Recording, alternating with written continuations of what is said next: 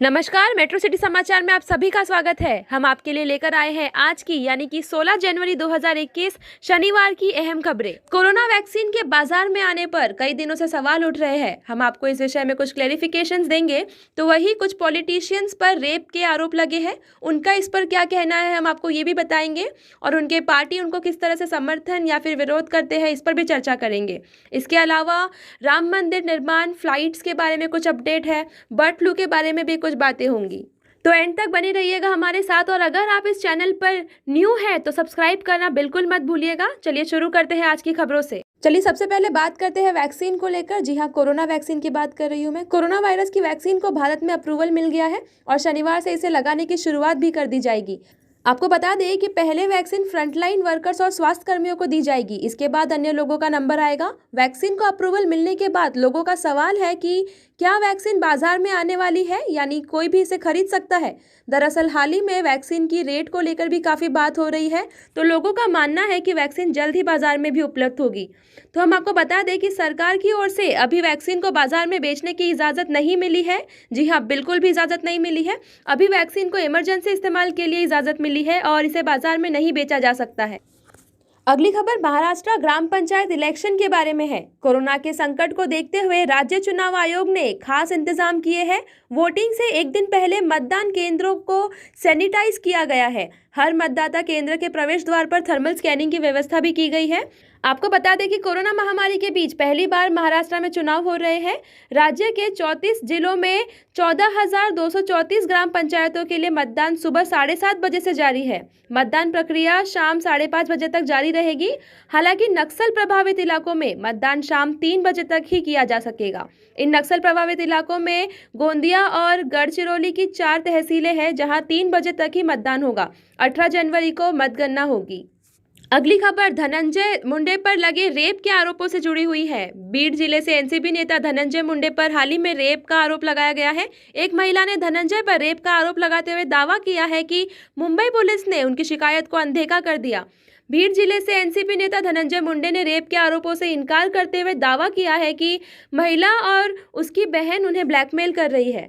महाराष्ट्र सरकार में शिवसेना से मंत्री अब्दुल सत्तार ने बलात्कार का आरोप झेल रहे अपने एनसीपी कैबिनेट सहयोगी धनंजय मुंडे का बचाव करते हुए कहा कि प्यार किया तो डरना क्या। पत्रकारों से बातचीत में सत्तार ने कहा कि मुंडे ने खुद ही कहा है कि शिकायत करने वाली महिला की बहन के साथ उनके प्रेम संबंध रहे हैं और उनके 2 बच्चे भी हैं। अब बात करते हैं राम मंदिर से जुड़े कुछ अपडेट्स की। कहा जा रहा है कि जनवरी के अंतिम सप्ताह में राम मंदिर निर्माण समिति की एक बैठक भी अयोध्या में की जा सकती है, जिसमें राम मंदिर निर्माण की नींव की डिजाइन को फाइनलाइज किया जाएगा। अखिलेश के बाद चाचा शिवपाल ने भी मायावती को दी जन्मदिन की शुभकामनाएं। क्या ऐसा कह सकते हैं कि दोबारा संबंध सुधारने की कोशिश की जा रही है। साल 1995 में मुलायम सिंह सरकार से समर्थन वापस लेने के बाद लखनऊ के गेस्ट हाउस में समाजवादी पार्टी के कार्यकर्ताओं ने मायावती पर जानलेवा हमला किया था। बढ़ते बर्ड फ्लू और कई राज्यों में अलर्ट के बीच बिहार, जी हाँ, बिहार मनाएगा पहला पक्षी महोत्सव। सीएम नीतीश उद्घाटन करेंगे।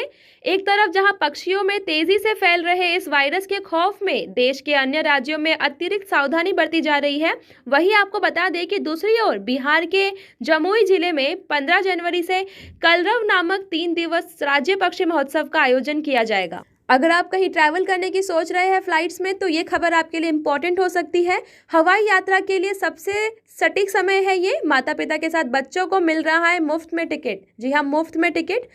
भारतीय विमानों ने यात्रियों को आकर्षित करने के लिए कई ऑफर्स दिए हैं। जैसे इंडिगो ने अपने सभी घरेलू उड़ानों के लिए किराया सिर्फ 877 रुपये से शुरू किया है। यह ऑफर 1 अप्रैल से 30 सितंबर 2021 तक रहेगा।